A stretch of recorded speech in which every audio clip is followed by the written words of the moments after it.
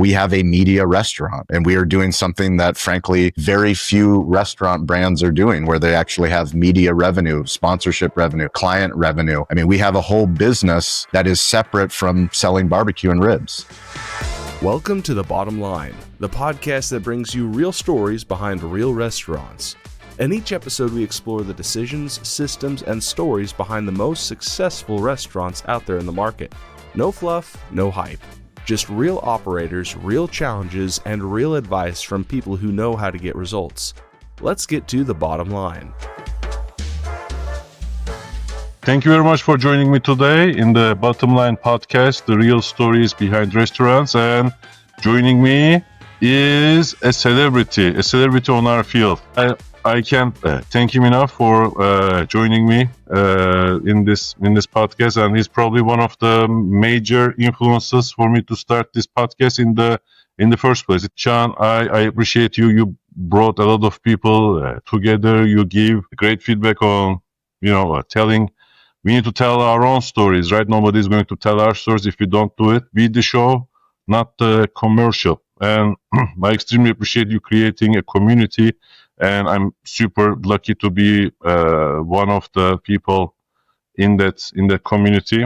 Should we start with the regulars introduction? I know although everybody would know you. Sure. Well, thank you, Naki. I'm very proud of you for starting this show, and anybody that's listening to this podcast, watching this podcast, checking out this clip. Please understand that we are going through the greatest technology revolution when it comes to storytelling, and you have every tool possible to tell your story. The challenge is that you have to be willing to look stupid and sound stupid, because that's the honest truth. When I first started telling my story back when we first opened up our restaurant, I own Cali Barbecue in San Diego. We have 3 restaurant locations, 17 years in business, still running low and slow barbecue every single day. But in the beginning, nobody was coming to our restaurant. We had a very difficult location.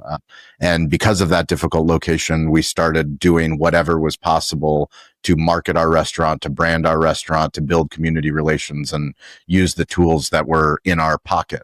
So we talk about smartphone storytelling, and there is something that I want to share. I want to share a story with you, the listener. And that's recently, a couple weeks ago, my son, Colleen, he's 7 years old. And as a dad, I've always wanted to teach him how to ride a bicycle. And I almost feel like I kind of failed him because he's 7, and until recently, he hadn't learned how to ride a bicycle. You're probably wondering, why am I telling you about riding a bicycle? Well, I will bring back why riding a bicycle is important to you as the listener and you as the viewer. But I took my son finally out to a park, Mission Bay Park, with another Bulgarian friend of ours. He had already taught his son. They both were born in the same month, so they've grown up together. But his son has been riding a bicycle for probably at least a couple months, if not a year. And my son's very competitive, and we went out to the park, and I remember this isn't the first time that I tried to teach him how to ride a bicycle. We tried to teach him with his grandfather, my father-in-law, near the house. My wife and I tried to teach him training wheels, all of those things. But for whatever reason, it took a long time till recently. And while we were at Mission Bay Park, I remember struggling with him and him struggling with me, saying, "Dad, I can't. I'm scared. I can't do it. I'm teetering on the bicycle. I can't ride the bicycle." And I'm like, "Son, I believe in you. Like, you have to trust me. You have to trust the process. We have to take the bicycle out of the garage, and we actually have to try. And we try and we fail. And when we fall, we get back up." And, my son was able to learn how to ride a bicycle that day. It was terrifying. It was terrifying for me, terrifying for him, but he eventually got his balance and learned how to ride a bicycle. The next day we took him and he rode the bicycle again. He was scared to go downhill, scared to use the brakes. The following day, we took him in the neighborhood. He rode his bicycle, and a girl down the street, she saw him riding his bicycle. She goes, "Hey, I just learned how to ride a bicycle." Now, why am I talking about a bicycle? Well, I'm talking about a bicycle because Naki has invited me onto this show. And when you start a podcast, he said 2 years he's waited to start podcasting, to start storytelling, to start this curiosity journey and interviewing other people. And if you think about curiosity and you think about public speaking to the internet, making videos for LinkedIn, making videos for YouTube, making videos for Instagram, it's up to you. Nobody's stopping you. You have all the tools that you need, but you have to take the bicycle out of the garage, and you got to be willing to fall down, and you got to be willing to be scared. You got to be willing to put that work in. And I think, for me, having created Cali Barbecue Media in 2017, that was the start of B2B storytelling, telling stories about restaurant owners, about technology, about all the things that are impacting our industry, and just chasing my curiosity. But I fell so many times on my own storytelling bicycle to get to the point where we are now. And now I have a team of 13 people just on the media side. On the restaurant side, probably another 35. But we have a media restaurant. And we are doing something that, frankly, very few restaurant brands are doing, where they actually have media revenue, sponsorship revenue, client revenue. I mean, we have a whole business that is separate from selling barbecue and ribs.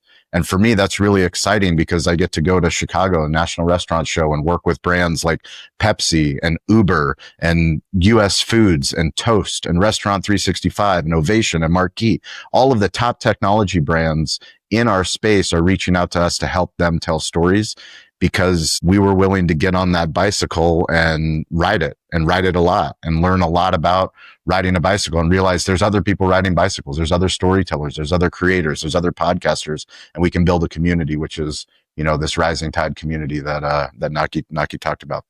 That's absolutely true. I preach about resilience and putting one foot in front of the other, making, incremental improvements in people's systems, processes, and whatnot. And my Everest was making video content. I mean, what better way for me to do this than starting basically overcoming all of my fears of cameras, social media, and whatnot, and, adjust to the new world. So when I started this business, I tried to do the same, hire somebody to do this job for me. The job that actually in today's world, social media belongs to me, because this is my story to tell. I am the expert in telling that story. And because there was easy way out, to be honest with you, rather than me climbing my own Everest, why don't I hire people to do this on my behalf?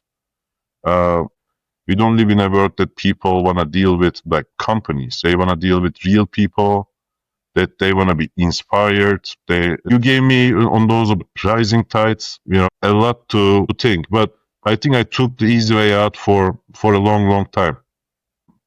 I put together the whole infrastructure, and now I'm super happy because I'm meeting with these amazing people. It's also another great way to meet and learn from each one of these people. Amazing entrepreneurs. Absolutely. Then you created this network of individuals, taught people how to tell their stories. I want to thank you. You had a podcast with Troy Hooper, and you said that sharing without expecting something in return is hospitality, right? I couldn't agree more. Yeah, I think I've been doing the podcasting now. We have 9 different shows that we produce just in the Cali Barbecue Media brand, plus the shows that we produce for restaurant groups as well as technology companies. So I think somewhere we're around like 13, conservatively, probably 13 weekly long form shows that we're doing right now. But I remember early on doing the digital hospitality show, and I had a guest on. His name was Daryl Stinson. He's a keynote speaker, and he helps people speak in public. So he helps entrepreneurs and business owners learn how to better speak on public that try to want to get on TEDx stages. But I was explaining to him, the community that we were building with the digital hospitality group and the Rising Tides group. And he goes, "Shawn, you know what you're doing?" I said, "No, what am I doing, Daryl?" He goes, "You're starting a digital flash mob." I go, "What are you talking about?" He goes, "Well, do you know how to start a flash mob?" Do you know how to start a flash mob, Naki? So a flash mob starts when one crazy person starts dancing in the middle of the town square. They're the only person that hears the music, and they start dancing. And everyone looks at them and they look weird and it doesn't make any sense. And they keep dancing. And they're still dancing. And all it needs is one more person. So now you have 2 people dancing. Those 2 people, they keep dancing. And those 2 become 4.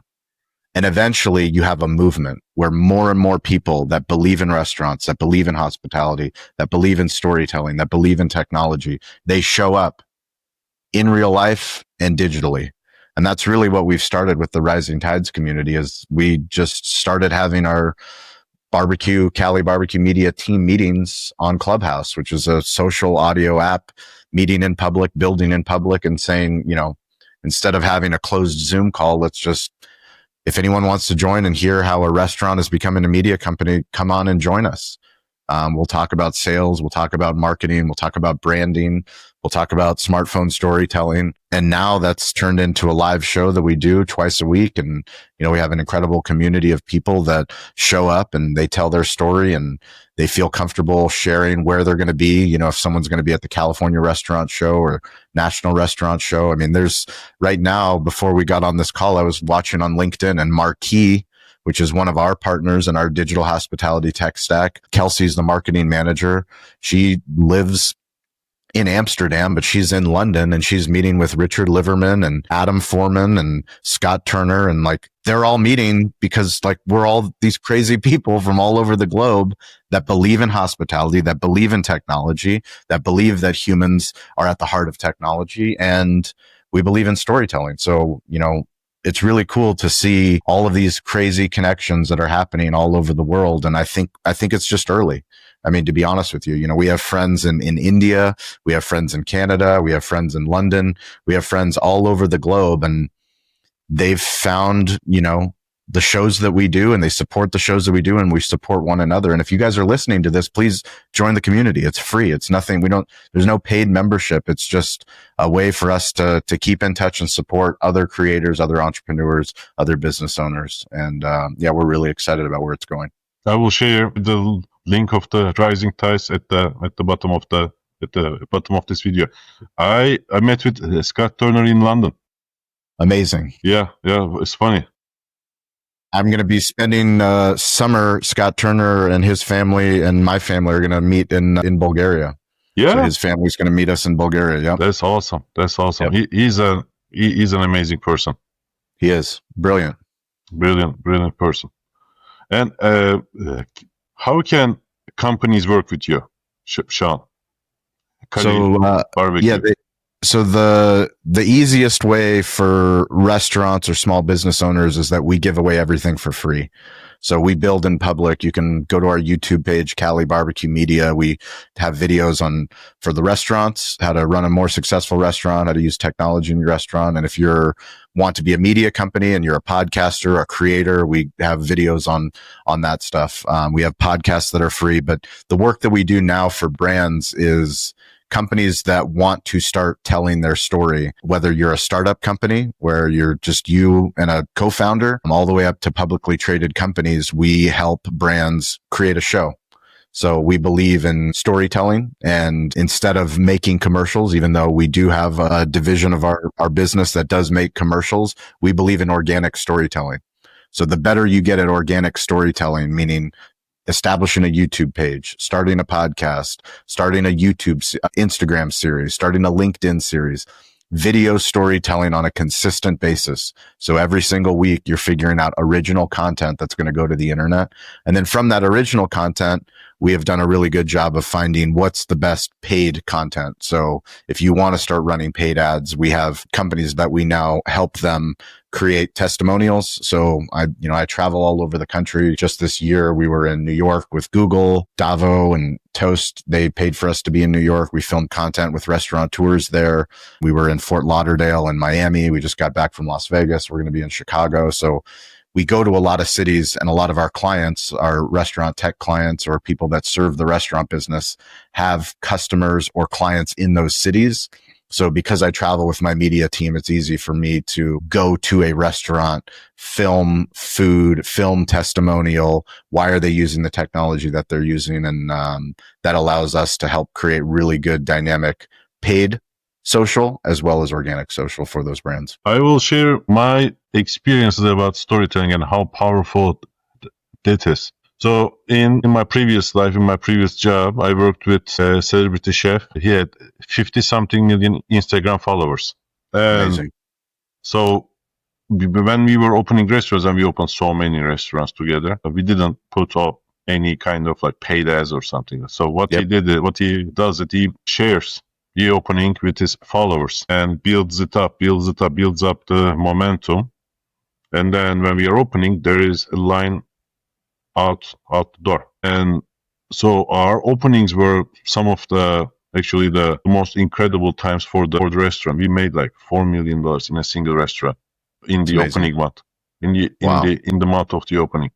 That's crazy. Amazing. Yeah. And he tells he told his own story. So the story is like the quality, the ambience, the employees, everything went into it.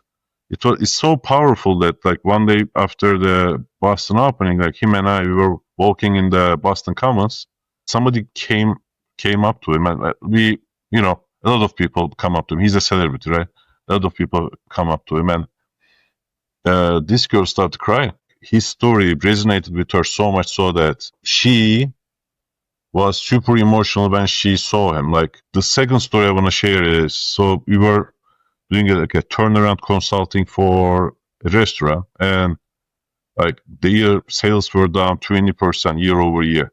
And I realized like no matter what I do on the expense end is not going to have any meaning if the restaurant doesn't generate enough cash flow. Like there's a bare minimum cash flow that the restaurant needs to generate. And the problem was that in the Midwest, usually like people aren't willing to spend a ton of money. Like also a cheaper establishment, more established, selling like frozen patties, burgers made from the frozen patties, they could be making some money out of this between the liquor sales, between the large volume of their establishments. They are simply burning down cash, and they are dragging down entire industry with them. All of these three things could happen and does happen. Sometimes people are borrowing money to stay afloat while they're undercutting everyone with their prices. So in that instance, our response was storytelling. And with the stories being told, then you can distinguish the burger, because many people don't really distinguish a difference between frozen patties and fresh patties, unfortunately. Like that's the unfortunate truth. That's why I published an article like lemons and peach. Is your restaurant a lemon or something? Like those lemons actually kill it for all the peaches, because your business is hit maybe 10%, maybe 20, maybe 30, depending on the location and how good you can tell your story. They are basically comparing, this is a burger, he sells it for $10. The other place sells a burger for $15. They're looking at burger versus burger. Whereas there is a significant amount of difference between one versus the other one. But how would anyone know without going there and eating it? And even when they do, do they really understand? The story behind it? So storytelling is a major, both a defense and an offense mechanism in my opinion. I think like us restaurateurs, we love food and we share it, and I think we want everyone to know, just like you said, that flash mob, right? You are dancing on your own, maybe a couple of minutes until the second guy joins you, right? But you need to continue that dance. Yeah, I think part of the biggest problem is the ego, that we are terrified to start. And when we do start, we think that everybody's watching and paying attention, when in reality, nobody's watching and no one's paying attention. Yet the people that might pay attention are the ones that most likely will make fun of us, and the people that we love the most. So your friends that don't post on LinkedIn, your friends that don't post on Facebook, when they see you post and you start to tell your story, they'll go, Naki, who do you think you are? You think you're some influencer, some YouTuber? And then we get discouraged, and we get discouraged because 3 people watched our video or 1 person liked the video.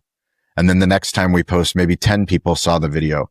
Maybe it was 100 people, but whatever the number is, it's always a number that will never be a number. Like it could be 100,000 people and it's still wrong. All that matters is that you're trying to ride the bicycle. That's all that matters. That you get back up on the bicycle. All the people in the park don't matter. The dad doesn't matter. The mom doesn't matter. All that matters is you. And that's the biggest issue that I see with people, because I go and I speak, all over the country to restaurateurs, to tech founders. I mean, we're talking about people that have raised tens of millions, hundreds of millions of dollars, pitched the biggest VC firms in the world. And I'm trying to tell them, you need to start a YouTube channel. And they're like, well, I don't know what to say. Like, how is that possible? You sit in front of a boardroom and advocate for the problem that you're solving. But when it comes to making a video for Instagram or for LinkedIn, all of a sudden you have this weird idea of what you need to look like. You are who you are. Just get in front of the camera and put the reps in, because it is a craft. One of the things I love talking about is comedians. I'm a huge fan of the art of comedy. Not because I'm funny, because I'm not funny, but I love the people that are obsessive. The Jerry Seinfelds of the world, that he will write every single day. Every single day he's writing jokes. He has no problem going to small clubs. Jerry Seinfeld, small clubs where there's 20 people in the audience, 50 people in the audience, so that he can practice the material, so that once he actually does get in front of a stadium, he will tell the joke exactly the way that it needs to be told. But we have a problem thinking that when we go and we give a keynote that it's going to be perfect. It's not going to be perfect. That's right.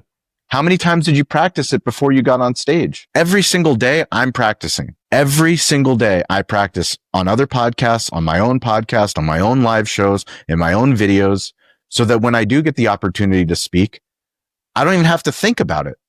I already know it because I'm living it. I know exactly what I need to say. Not only that, but I also have a feedback loop.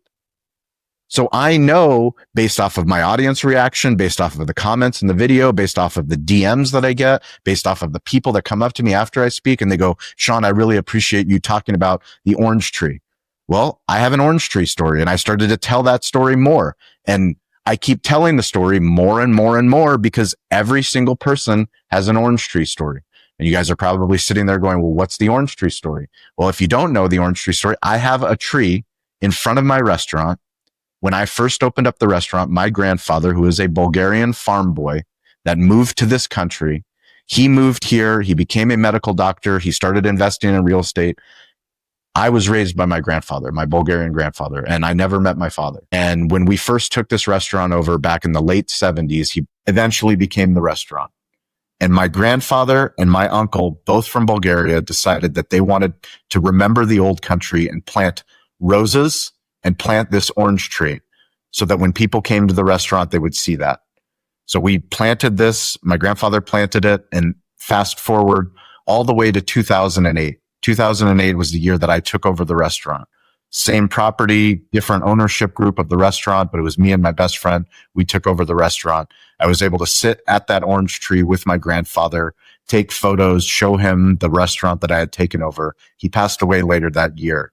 But I also, in that year, 2008, I met my wife. My wife is from Bulgaria. My Bulgarian roots, she got to see that orange tree. Fast forward a couple years later, we had a fountain that was built. My grandfather built that fountain right next to the orange tree. And it meant a lot to me. It meant a lot to my father, my grandfather. It meant a lot to my wife.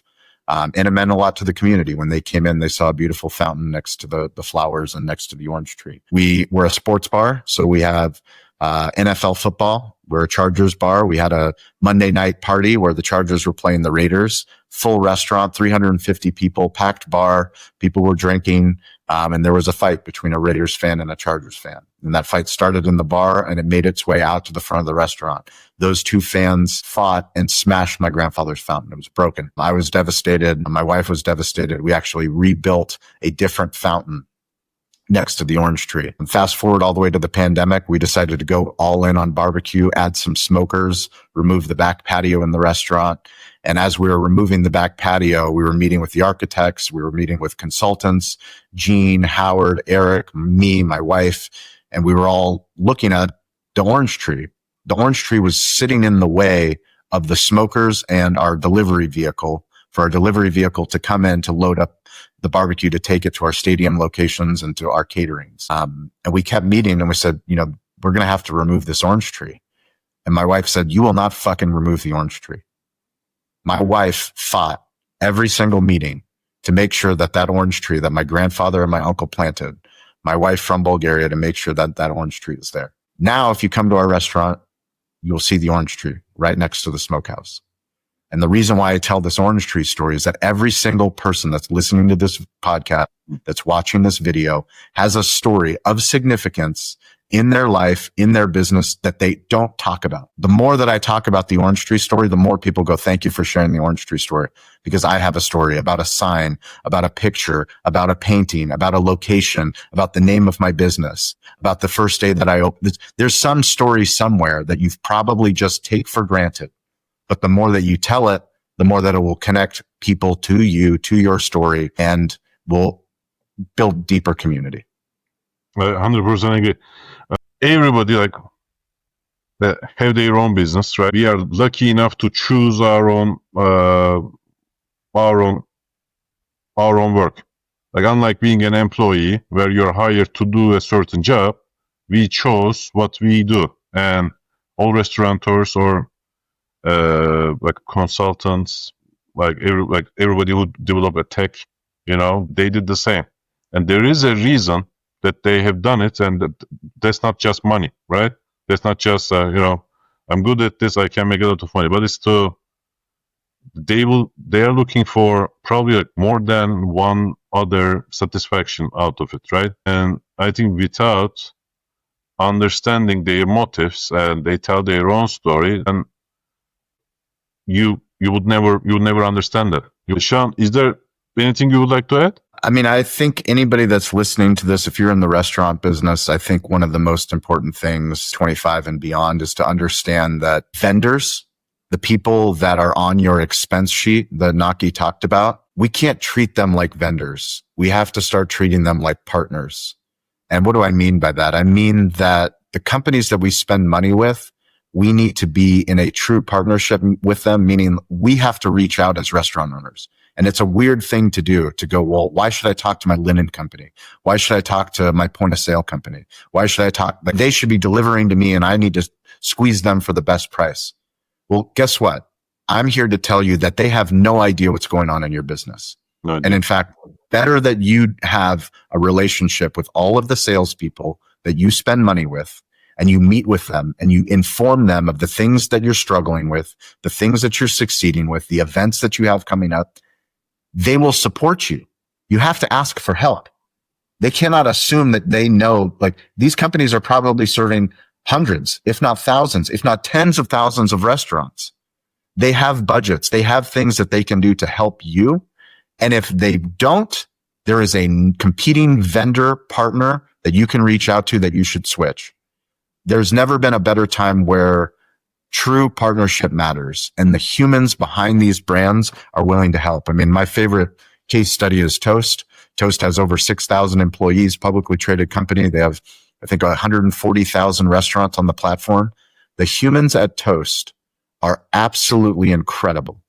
They are willing to ensure customer success, meaning there's humans in every region, in every village, in every city that are willing to go out of their way to make sure that you as a restaurateur, you succeed. So if you're listening to this, I mean, I hope one of the things that you take away is contact your vendors, tell them the things that you're struggling with, ask them for help. And if they don't respond, find different vendors. Let me tell you a story that's going to support this, Shawn.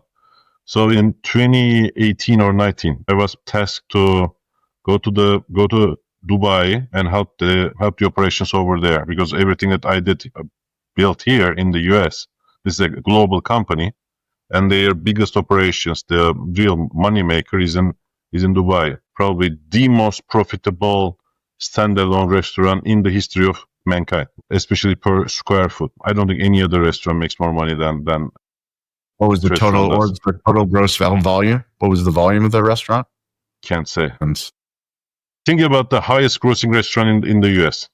What, 50? It's 45 million, right? Something like that. They want me to put in place all the systems, processes, and part of it is like vendor negotiations. So we go there, theoretical versus actual, cut all the things that don't deliver value, cut 20% of the food cost. We set the agreements not just with the distributors, because I know the real money is on the manufacturer side. The other side is securing the supply. This supply is highly sought after. especially in Asia. And we held 8 meetings with these vendors and their counterparts in Australia, the ranch itself. As a result, I learned that nobody has seen the total volume. Everybody, because before me, they were distributing the volume to like 7, 8 different vendors to secure the supply. And they never really had any conversation to say like, this is our total volume. What can you do for us? And once everybody saw the total volume, like their eyes popped, and everybody was super interested in, and they gave us like incredible pricing. They secured the supply. It took a couple of months after that meeting to secure everything with the Australians. We found 2 parties who are willing to supply everything, high quality and significant discounts on the pricing. So we got everything that we wanted by simply just like showing what. And they knew the brand because the brand is super popular.